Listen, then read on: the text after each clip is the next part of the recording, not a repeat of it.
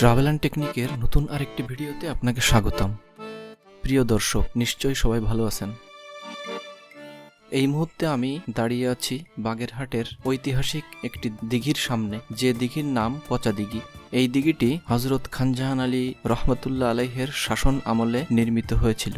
তো এই দিঘির চারপাশ আপনাদেরকে ঘুরে ঘুরে দেখাবো, সংক্ষিপ্ত বিবরণ দিব। পচা দিঘি বাংলাদেশের বাগেরহাট জেলার একটি ঐতিহাসিক দিঘি। পচা দিঘি নির্মিত হয় খানজাহান আলী রহমতুল্লাহ আলাইহের শাসন আমলে 1500 শতকে। সে সময় বাগেরহাটের নাম ছিল খলিফাতাবাদ। দিঘিটি মূলত পানি সংরক্ষণ, অজু ও দৈনন্দিন ব্যবহারের জন্য খনন করা হয়েছিল। এটি মসজিদ, মাদ্রাসা ও বসতবাড়ির চাহিদা পূরণ করত। এই দিঘির পানি একসময় অত্যন্ত পরিষ্কার ও ব্যবহারযোগ্য ছিল। দিঘিটি আকারে বেশ বড় এবং চারপাশে সবুজে ঘেরা। প্রাচীন খনন কৌশলের নিদর্শন হিসাবে এর পাড় ও গঠন এখনও দৃশ্যমান। এটি বাগেরহাটের অন্যান্য দিঘি যেমন খানজাহান আলী দিঘি এর সঙ্গে ঐতিহাসিকভাবে সম্পর্কযুক্ত। পচা দিঘি বাগেরহাটের মসজিদ নগরী প্রত্নতাত্ত্বিক ঐতিহ্যের অংশ। দেশি বিদেশি পর্যটকরা ষাট গম্বুজ মসজিদ দেখতে এসে দিঘিটিও ঘুরে দেখেন। এটি মধ্যযুগীয় নগর পরিকল্পনা ও পানি ব্যবস্থার একটি গুরুত্বপূর্ণ উদাহরণ। যদিও পানির ব্যবহার নেই, তবে ঐতিহাসিক নিদর্শন হিসেবে এর গুরুত্ব অক্ষুণ্ণ। স্থানীয় সূত্র অনুযায়ী পচা দিঘি প্রায় 70 বিঘা জমি জুড়ে দিঘিটি বিস্তৃত। তো পানির ভিতরে যে পাইপলাইন দেখতে পাচ্ছেন, এই পাইপলাইন দিয়ে বাগেরহাটের পানি সরবরাহ করা হতো। এখানে দায়িত্বে থাকা একজনের সঙ্গে কথা বলে জানতে পেলাম, এখানের পানির যে কালারটা, সবুজ ধরনের একটি কালার চলে আসছে। এই কালারটা চেঞ্জ হয় না, যার কারণে এই পানিটি এখন সরবরাহ হচ্ছে না এবং এই পানিতে মাছ চাষের জন্য এই সমস্যাটা হচ্ছে। তো আমরা এখন আছি এই দিঘির উত্তর পাড়ে।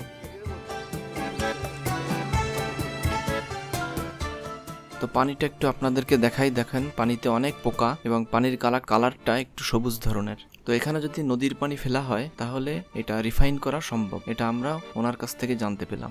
দিঘির চারিপাশে দেখেন শুধু সবুজ আর সবুজ এবং বসতবাড়িও আছে।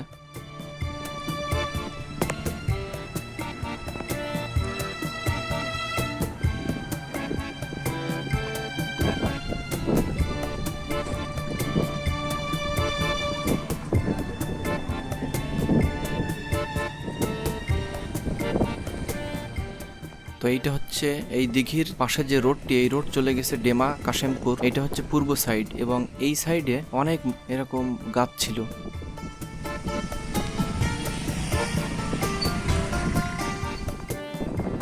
এইটা হচ্ছে দিঘির দক্ষিণ সাইড। এখানে একটি এতিমখানা এবং মাদ্রাসা আছে। তো আমরা একটু পরে ওইদিকে যাব।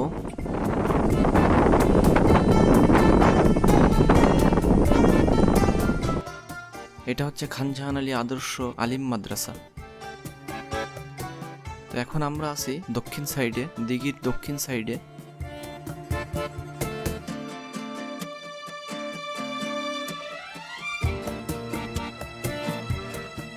আমরা এখন দক্ষিণ সাইডের থেকে পশ্চিম দিকে যাচ্ছি।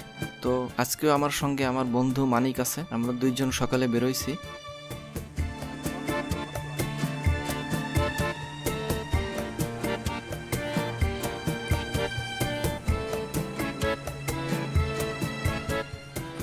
তো এখন আমরা চলে আসছি পশ্চিম সাইডে। এই সাইডে অনেকগুলো বসতি দেখতে পাচ্ছি এবং প্রচুর পরিমাণে গাছ, নারকেল, সুপারি আরো অন্যান্য গাছ। তো মানিক এদেরকে ইন্টারভিউ নিচ্ছে। তোমরা কয় ভাই বোন? আমি একাই। ভাই বোন নেই? না। তুমি? আমি দুই ভাই। তুমি ছোট? নাম হ্যাঁ? আমার বোন বড়, তারপর আমি তোমার তো এরকম করা ঠিক না। কিছুক্ষণ পরেই দেখতে পেলাম একটি কিউট বিড়াল, খুবই সুন্দর এবং ওকে কোলে নিলাম, খুবই ভালো লাগলো। আমার ছেলেটা হয়ে দেখতে কি কথা আসো। এই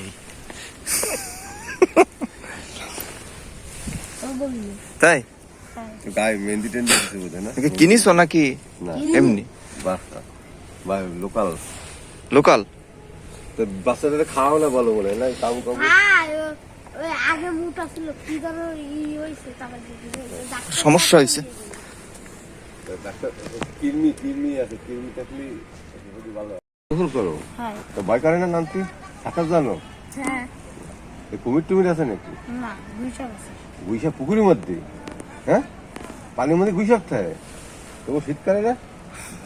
না, এই শীতকালে। তো এইটা হচ্ছে পূর্ব সাইড, আমরা ওই পাশ দিয়ে চলে আসছি। এই রাস্তাটা খুবই জঘন্য হয়ে গেছে। সাইডে একটি খেলার মাঠ আছে, মাঠটা খুবই সুন্দর, ভালো লাগলো দেখে।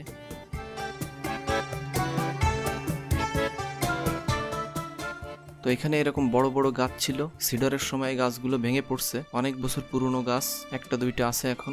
তো এই ছিল আজকের ভিডিও। ভালো থাকবেন, সুস্থ থাকবেন, দেখা হবে নেক্সট ভিডিওতে। আল্লাহ হাফেজ।